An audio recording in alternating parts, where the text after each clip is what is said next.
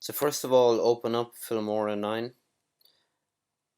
You should have your raw footage stored on a folder where it's easily accessible. In this case, I have the raw footage in a folder on my desktop. When you open up Filmora, you'll see that you can select the aspect ratio. 16:9 is the most common width, and that is for YouTube, Facebook. You'll also have an option to go with Instagram 1:1. That is the square format. 16:9 also does work on Instagram. This format for Instagram, if it is exported as a square video, then it doesn't look good on YouTube or Facebook, but YouTube in particular. So universally, this one is the best format to go with. So to create a new project, click on New Project. When you come in here, you can import media by clicking on this. Then go to Desktop, and we search for our raw footage. And in this case, I'm bringing in 2 products that we will edit. Next, we have to drag the clips into the timeline. This is the timeline down here, and it's where all of the editing will be done. The 2 clips are here, which then need to be dragged down by holding down the two of them and dragging them in here. Always say match to media when this comes up. So now we've got a lot of footage here. We have a revolution of, about, it's clocking up to a couple of minutes, I think. So we need to reduce all of this raw footage down appropriately. You can see here that what I'm highlighting and using to drag along the footage is called the cursor. So you just hover over this and you can highlight or drag the cursor left and right. This is really good for you to scroll through the footage very quickly. One of the first things we'll do is take away the audio. The audio is connected by default to the clip, but firstly we can detach the audio by right clicking and clicking detach audio. Next we can delete the audio by hovering or selecting it and then pressing delete. Now the first thing we can do, or the next thing we can do, is save the project file, which is good practice to save it in our folder again. So this is the project file that you're saving. It's not the actual video, it's the project file. So in this case we're going to call it product videos, and it will be saved in that file.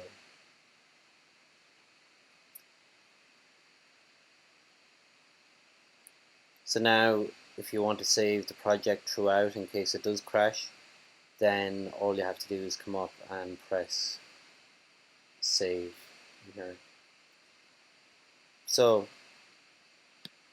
next you'll see down here, you see the red line. This means that it needs to be rendered, and it's slowly rendering here, but rendering is adding the effects and updating your files here so that it has a smoother playback. So to render, you simply press enter.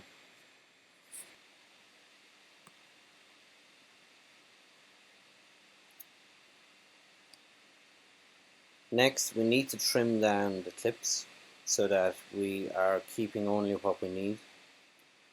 In this case we're going to get a full revolution. We'll bring it down to that first. So you can see it's slightly off center, but we're not going to worry about that for a moment. We just need to get a full revolution. Normally I start here when it's coming into view, So to cut back on your footage, you literally hover over the end of the footage here and then drag back. Once you see the 2 arrows, drag it back to the cursor and then let go, and then it automatically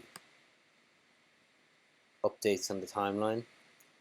So now we've got, you can scroll through this, a full 360 would get you around to about here after we let it come into view again and sparkle.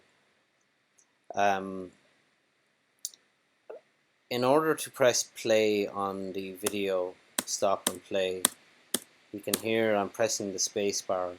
That's instead of coming up to press play here. So you have two choices. There are really good shortcuts on the keyboard for that, and the space bar is one thing.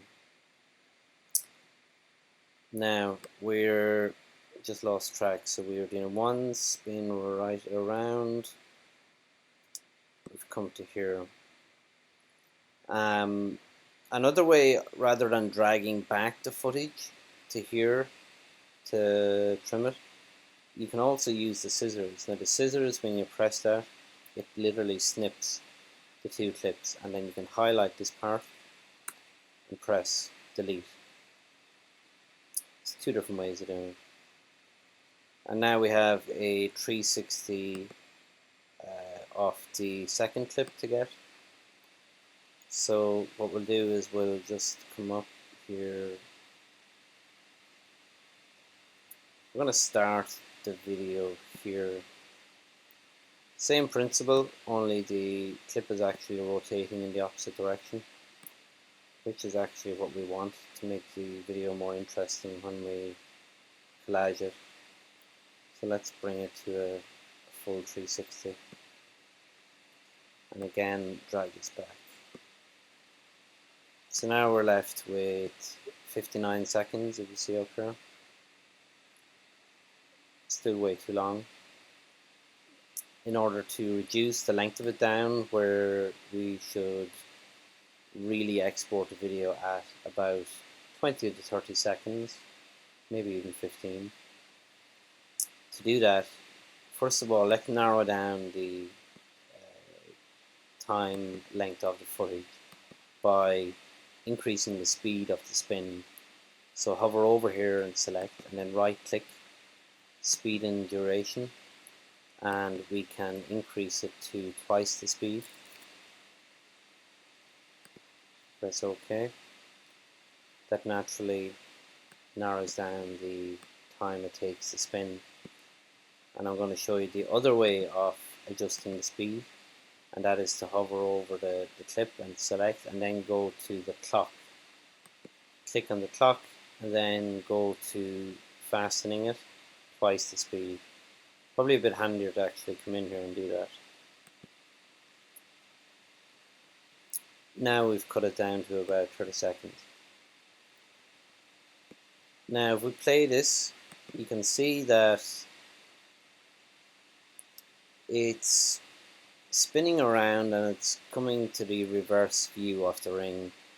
From a creative point of view, I don't really recommend that the back of the ring is shown. It's up to you. It could be a product that's more interesting. Like the back of this one is not very nice. The other one is nice. But this one, you know, it's spinning quite fast. So even if the back is shown, it's still quite a fast video. But in my view, I don't think we should be showing it all the way around it. We should start here and go maybe to this point here. You can see as well that if we drag this clip over where we want to weed out this wastage, then if you drag it over, it just overwrites that piece we don't want. So now we've got this amount, and then we're coming to this part of the ring here, which is definitely a nice part to have. I think maybe start it a bit earlier, I think, so that it's coming into view a bit longer. So we've got it coming from, it's a bit too much, maybe from there.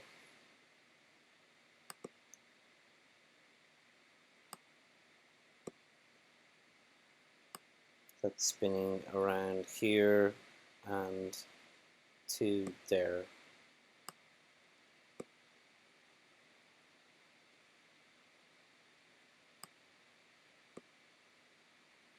By the way, if you want to get a more close-up view of this so it's easier to edit the small pieces, you can come over here and increase the clip, meaning that when you scroll over you can get a more minute detail. You see I'm scrolling quite fast here, but the ring is spinning very slowly.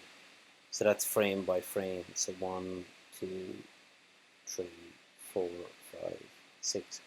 We've shot this at 50 frames per second, so it'll take 50 frames, and that should go around. So let's bring it to about there. Makes it more manageable for editing. So let's see what time we have now. We're at 15 seconds. 15 seconds, it's a nice length for a collage. It's up to you. This is a video which combines 2 rings. You can have a video with this ring going maybe a full 360 or going a bit slower and taking 15 seconds in total. But I'm choosing here to have a video that is a nice presentation played quickly. The next thing we need to do then is adjust the coloring. We need to brighten it up. It is raw footage, and we also need to have a consistent look for every video. To do that, firstly, let's go in and right click here, go to color correction, and when you click on color correction, there are a couple of different settings that are used most commonly for jewellery videos, and you'll find them in exposure and contrast. These are the 2 settings that I would recommend that you use. Let's just move this. So now you can see what I'm doing, so be careful not to suck the life out of the product. It does nicely whiten the background. You can press play here to just view the progress of it. Then the contrast, which is another thing that will help bring out more whites. Let's go dark here, and then the contrast up further. You can see the difference it's making. So let's just go with maybe at this level here.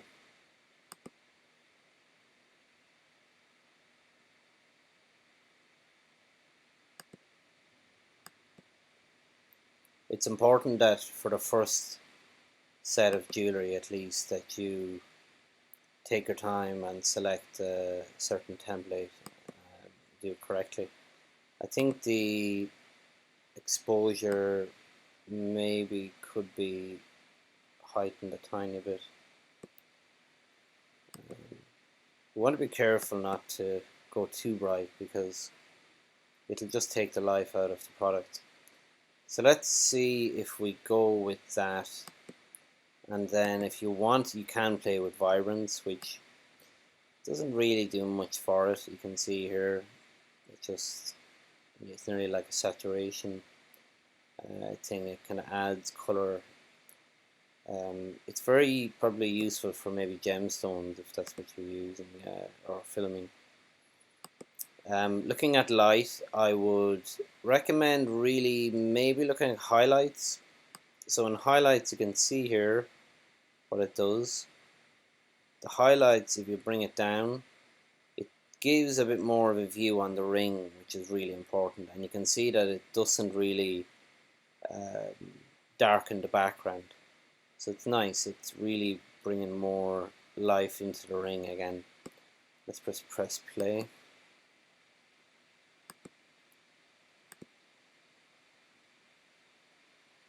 Okay.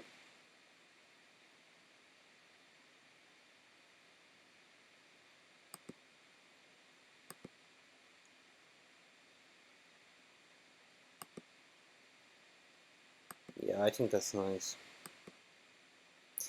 So one last thing, the whites. The whites, this brings up the whites. So if you come like this, it whitens what's already a bit white. I would not really make a change in that. So now you can save this as a preset so that you don't have to redo it again for every product. So let's just call this one rings preset, and then press OK. Now, so we can see the improvement when we compare. Much better. Very nice. Now, it's very easy to add these effects to the other product. If we go to color correction again,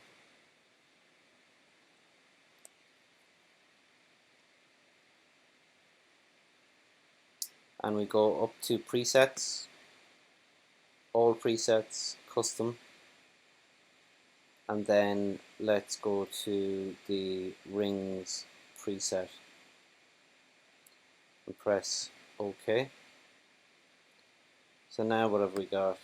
We have got two products with a very similar look and feel, which is great.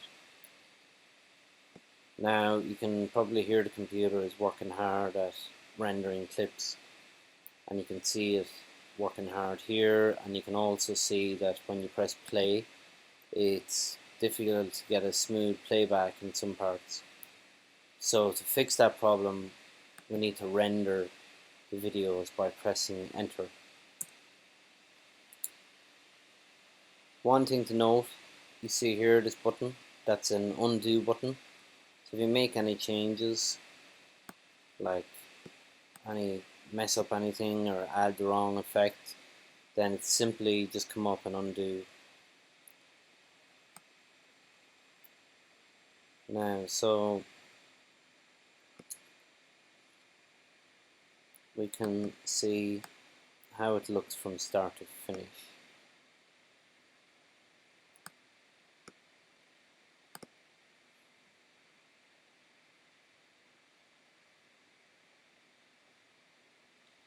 It's a bit off center. This one's not so bad. Very nice sparkle on it. Now, what we will do is correct the off center by, again, we can right click and come into crop and zoom, or we can go and click this button here, crop, one or the other. Let's just go this way, crop and zoom.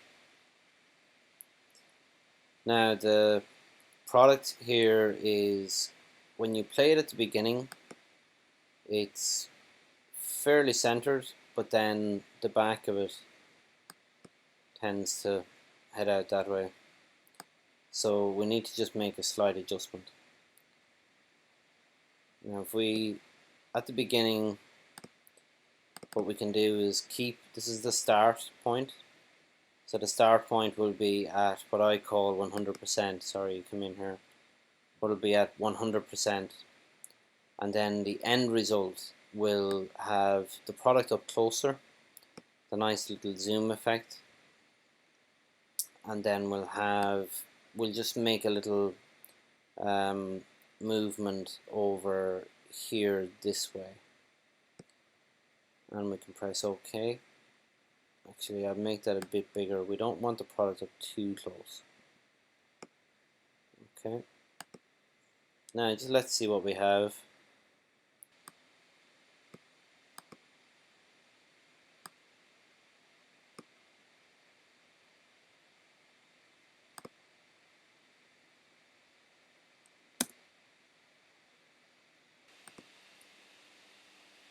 So now we've got the two of them done. We've got this one and we've got this one. There's a slight increase in the zoom on that. But this one, there's a nice sparkle coming from that and it crosses over. We don't have any sort of a transition design here, it just goes straight into another one, which increases in size. Now I want to show you the options if you did want to put in a transition. That's the effect in between the clips. There's loads of them here that you can use. I would suggest if you're using any of them, go for something that's subtle enough. You could go one of the cross dissolves that I call it. So let's maybe look at this one here, the dissolve.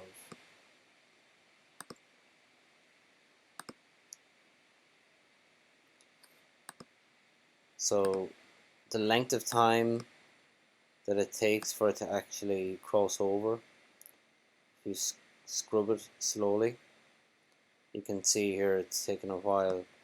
To reduce the length of it, just simply drag it and make it shorter.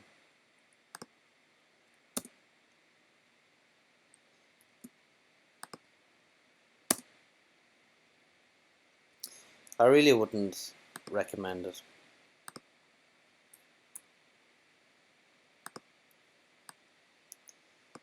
Now the next thing that we'd like to do is add a watermark so that you have proof and you protect your own video. That's a watermark is having a little logo down here. So I've got the logo in the raw footage folder, but in order to put the watermark at the corner of the video, what we'll do is first of all we need to pull the logo into the project. So you can right click here and import, and if we look for the logo we should have it in here somewhere. There we go. Show. And if we pull it down to what is called another layer, that can go here. Now if we pull it all the way back and then stretch it out, because we want the logo appearing on the video the entire length of the video, so we drag it along for the entire length of the video, and then we double click over the logo itself because we want to change the size of the logo. We grab it and we bring it down, and the size should be around that. It's up to you, but depends what your logo is, but I would recommend it coming down to here. So that protects your video, and it's also good for branding, that people can see all the way through your video what company you have without having to go to the end or the beginning of the video to see your title.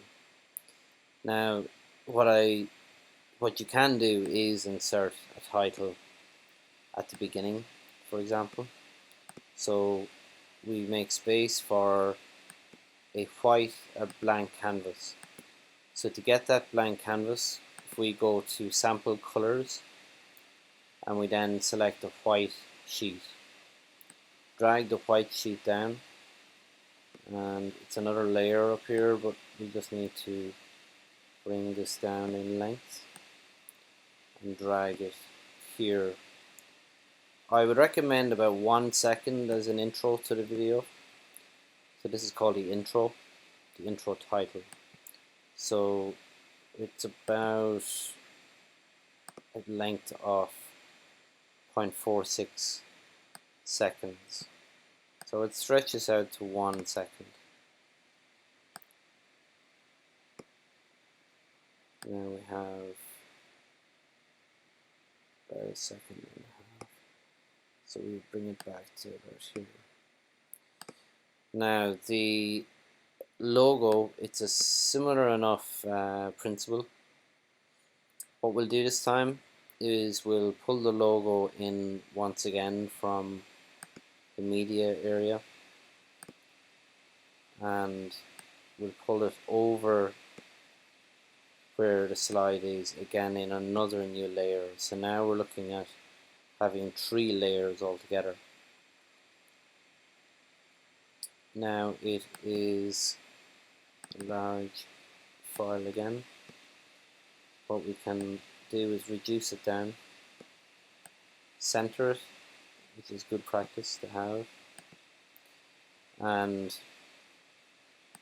it's a nice little intro to the video. So it's playing at 1 second. So now we have the intro and then straight in to the video.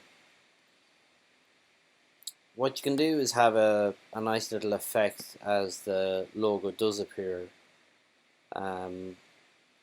You can either come into effects here, which is mainly coloring effects rather than the movement effects. There is coloring effects that you can use, but really I'm not going to get into that right now. It's something you can explore later, but it's a whole new field that you can just get lost on and waste a lot of time. So again, we're looking at effects in terms of an entry effect. We could have maybe a zoom effect.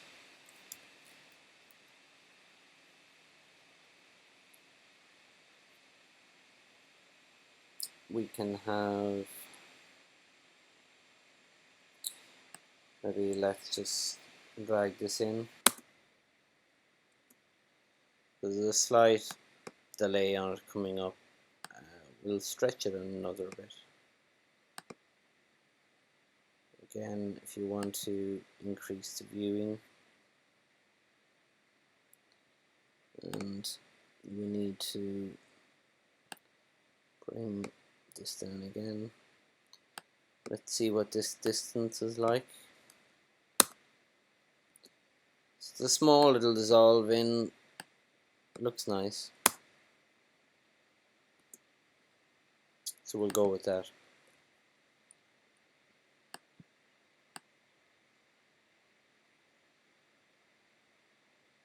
Now, bear in mind as well when you play the videos on social media that the videos automatically loop around. So it's a good practice if you put in an intro at the beginning.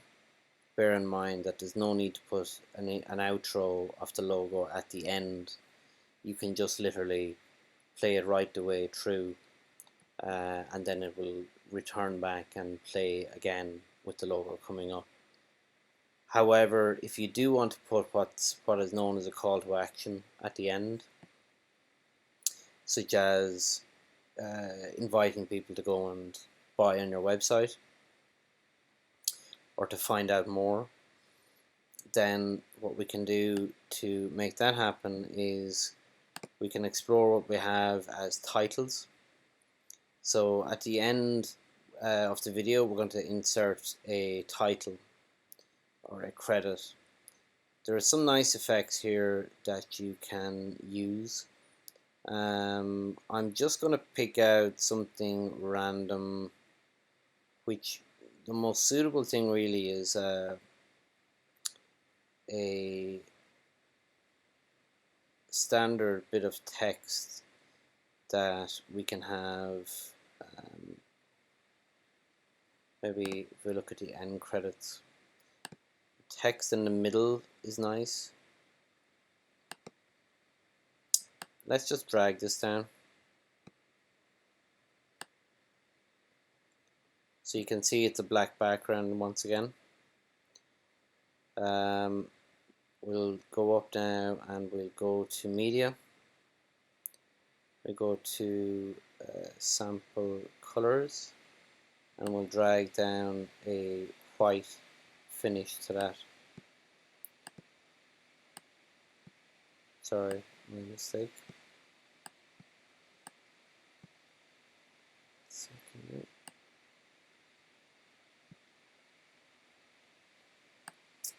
Okay, so I'm overwriting. It's important to get the layers right.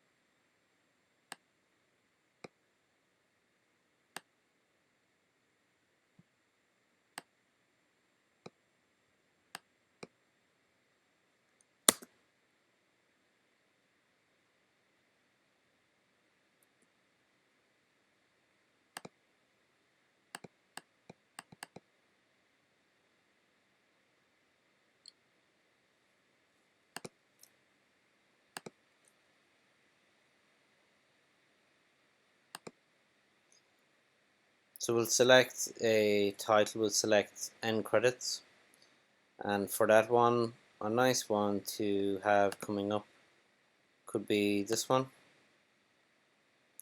There's so many of them, but let's just go with this one.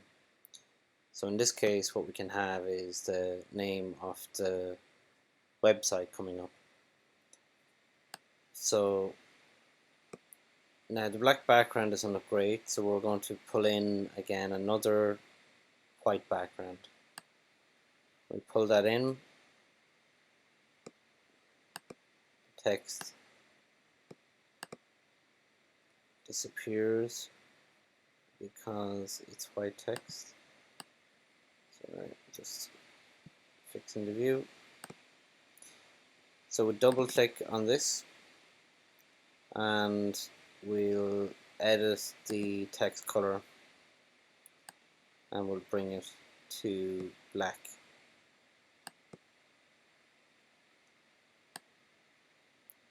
So there's a nice little zoom effect on it already, and we can press play and that comes up. So we can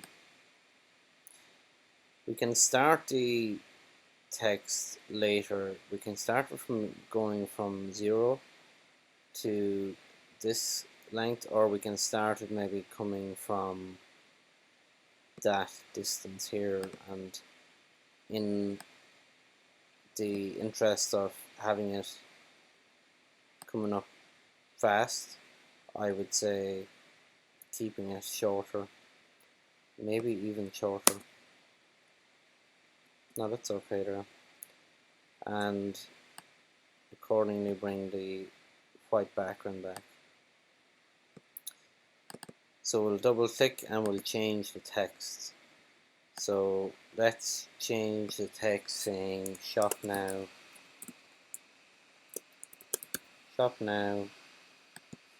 and www.com.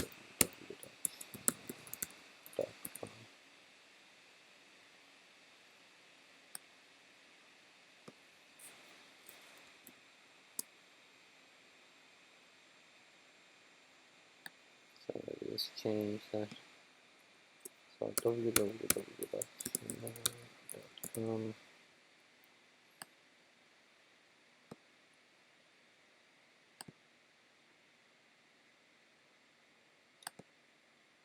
We can go a bit bigger if we want.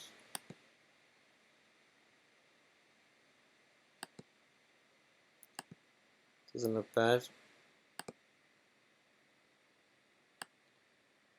So we can have this come up.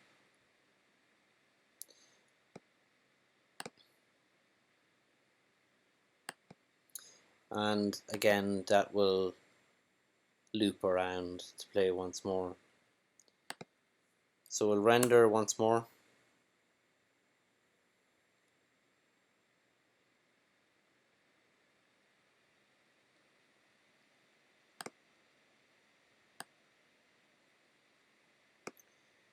Okay.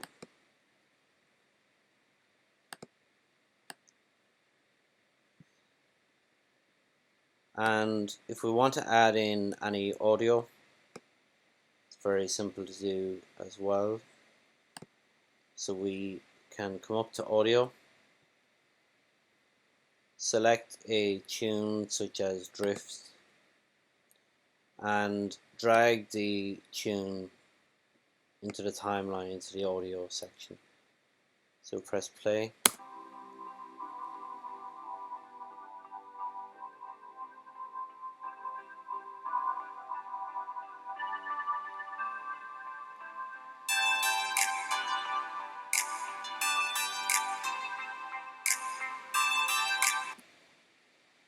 Doesn't really make sense in this video. I wouldn't recommend music in such a short video, but that is how you would add in the audio. But in this case, I'm not adding in any audio. A couple of other things to mention that we're not going to use in this video or go into depth in it, but the split screen option helps you, put more imagination into your videos, rather than maybe having them one after another. You can split the screen if you wish. And then we have elements which are more effects and visuals that you can pull in, and that's in your paid version. And the effects, I mentioned about those before, lots of different coloring effects that you can pull in over them. Like the vignette is also a popular one, it's probably in there somewhere. Or a blurring or a border effect, which is a nice touch depending on the video. But don't use effects just for the sake of it. Use them if they make sense, and don't try and make things fancy for the sake of being fancy. Less is more. So I've gone through a good few of the tools. There's a lot that you can get familiar with apart from this. Lots of different buttons. A lot of them you don't really need to know about very quickly, really. It's just they're there if you want to go and experiment by clicking, but you can see from what I've showed you what's necessary for you to export a really good video.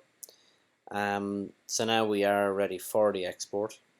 So we need to export up here and then create video or export to device.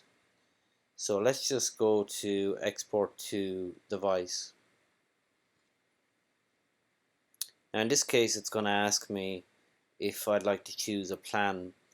If this comes up for you and if you don't have your plan, I would recommend that you go for the lifetime version, and that is $60, so it's about €50. In this case I'm just going to continue with the free plan,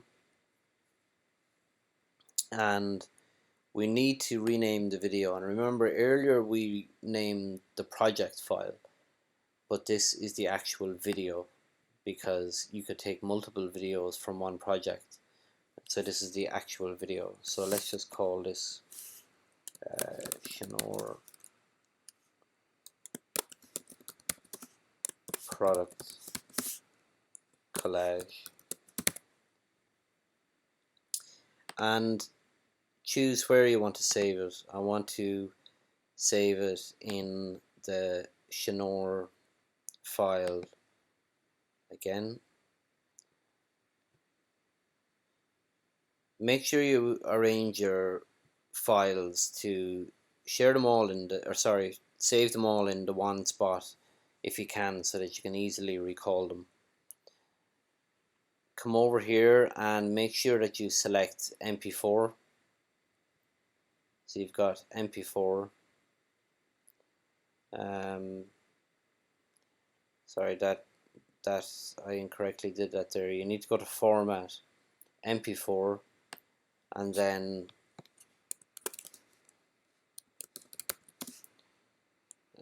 product collage.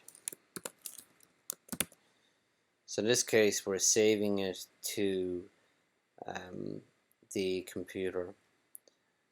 There are other options where you can upload directly to YouTube, but we won't get to that now. You can have a look at that yourself. The video then is 18 megabytes, which is a nice small video, but it's in a high frame rate. Then we press export when you're ready, and there we go. You can see that the watermark for Filmora is stretched over it, so when you buy the plan, you're not going to have that issue.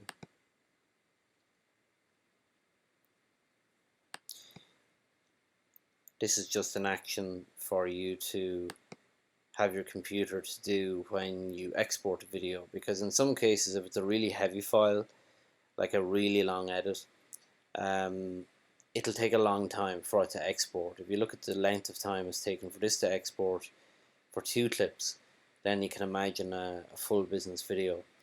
So this is giving you the option of something happening to your computer if you want to export something overnight, for example. So the video has been exported successfully, and it's in here in the Show folder. So that's how you make a video in Filmora.